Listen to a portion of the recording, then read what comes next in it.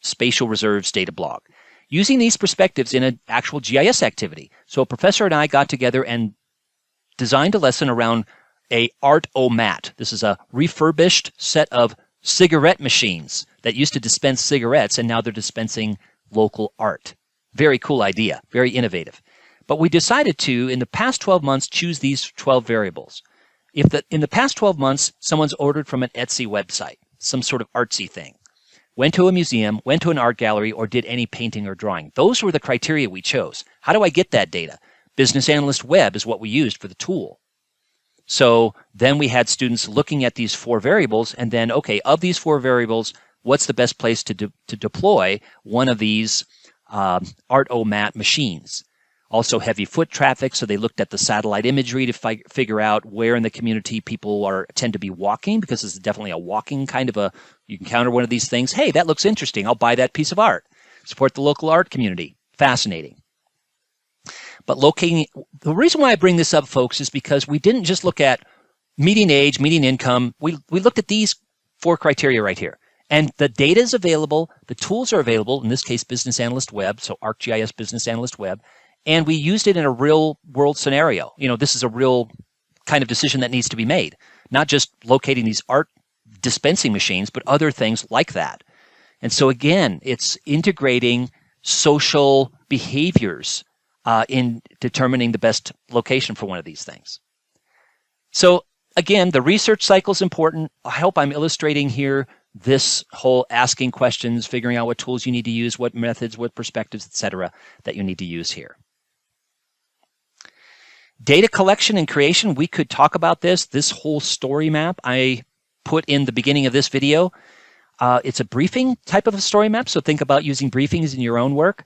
But field maps can be used to record experiences of places and cities, articles here, as you can see here, participant observation and go-along interviews, longitudinal participatory study combining drone imagery, so very quantitative kind of a thing, and manual mapping, but also sketch mapping and interviewing with ArcGIS Pro.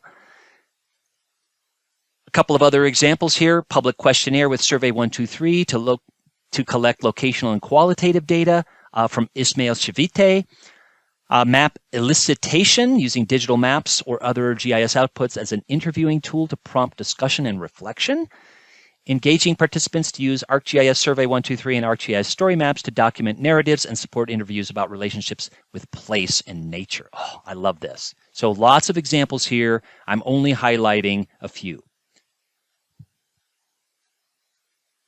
Let's chat for a moment about one specific tool called ArcGIS Hub. ArcGIS Hub is a tool that allows you to do 2 things mainly.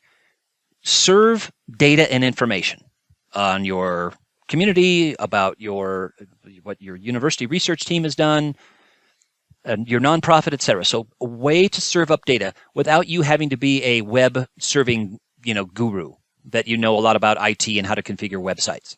It's a way to do it easily using these tools. Second thing, it invites participation. So it's it's two-way street. Your data users can interact with your organization through Hub. So it's a one-stop shop. It can be a one-stop shop for research participants to access everything they need to participate in the study. So it actually fosters, it's not the traditional use of ArcGIS Hub. ArcGIS Hub, the traditional use of it is a city government wants to disseminate all the information about parcels, streets, floodplains, zoning, etc. in their community, bike trails. But it can also be used to foster what we're talking about here in this video.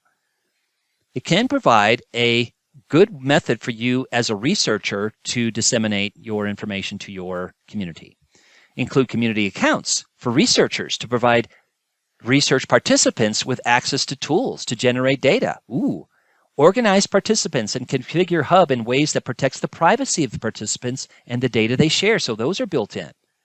So for example, the University of Denver Campus City Partnership, let's take a look at that one.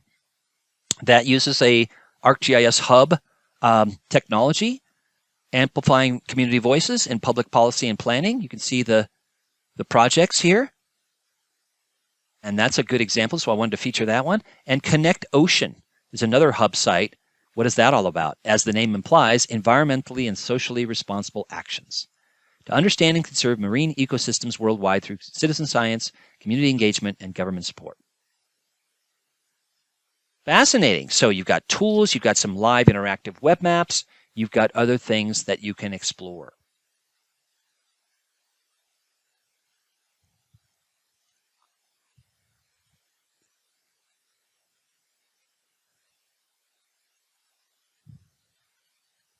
I love these examples, and we could spend more time, but you can spend more time on this at your own pace. My own example here is how walkable is your community, linking 4 components of the ArcGIS platform: a survey, a map, a dashboard, and a story map. So let's take a look at that. So in here, I've got an essay about how walkable is your community. Now, as a geographer, I'm concerned and care about many things. One of them is walkable neighborhoods.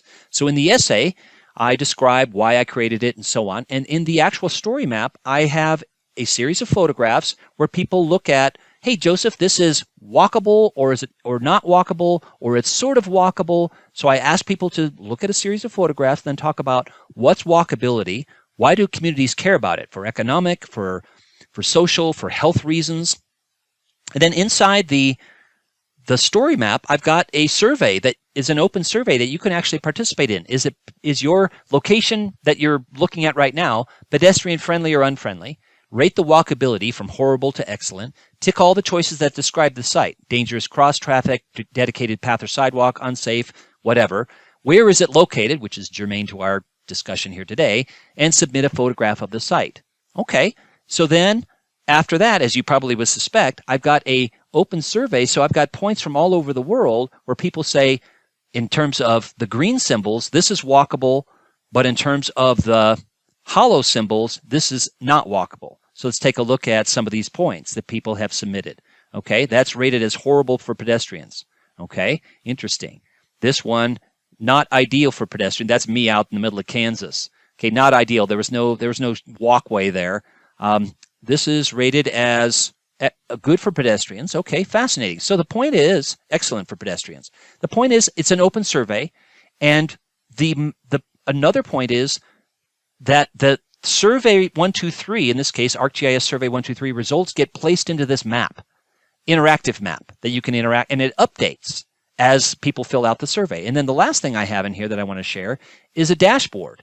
The dashboard, like the map, receives input from the survey, just like the COVID dashboard did. But in this case, my dashboard gets results from just one source, and that is my open survey. Okay, that's rated as good for pedestrians, etc. So the last 3 points in the upper right of this dashboard, you can see some of the last points that people have submitted. And you can see the total number of surveys, about 1,300 at the moment. About 3/4 of them are deemed pedestrian friendly by the people filling out the survey. And 1/4 are deemed pedestrian unfriendly. Fascinating. Okay, 6 points were added last month, etc. Some stats. And the most common was dedicated path or sidewalk. No path or sidewalk was number 3. As you can see, it's a reverse ranking. And what are the characteristics of the site? You've got a bar graph there, a graphic, a legend, and an interactive map. Fascinating. So there are 2 points here to be raised. Number 1, and I also have at the end of this story map, how can you, the action item, how can you be an advocate for walkable, pedestrian-friendly communities? Keep learning more about walkability, selected books, articles, etc., and some references. Okay, so that is my story map. There's 2 points I want you to take away from this. Number 1, actually 3. It's another example of qualitative social science research. Yeah, there's some physical geography involved here, but it's people's perception of how walkable a place is. Number 2, it combines 4 components of the ArcGIS platform: a survey, a map, a dashboard, and a story map. And number 3, those are interoperable and configurable apps and maps. It did not take me more than an hour to create the survey, or an hour to create the dashboard, or maybe 2 hours to create the story map, and maybe 15 minutes to create the map. So we're not talking weeks, months, years. We're talking hours to create all 4 of these components and to have them work together. So what could you do with this? Could it be noise in your community? Could it be community gardens, skateboard parks, water quality, weather, historical homes, you name it? Or it could be global in scope.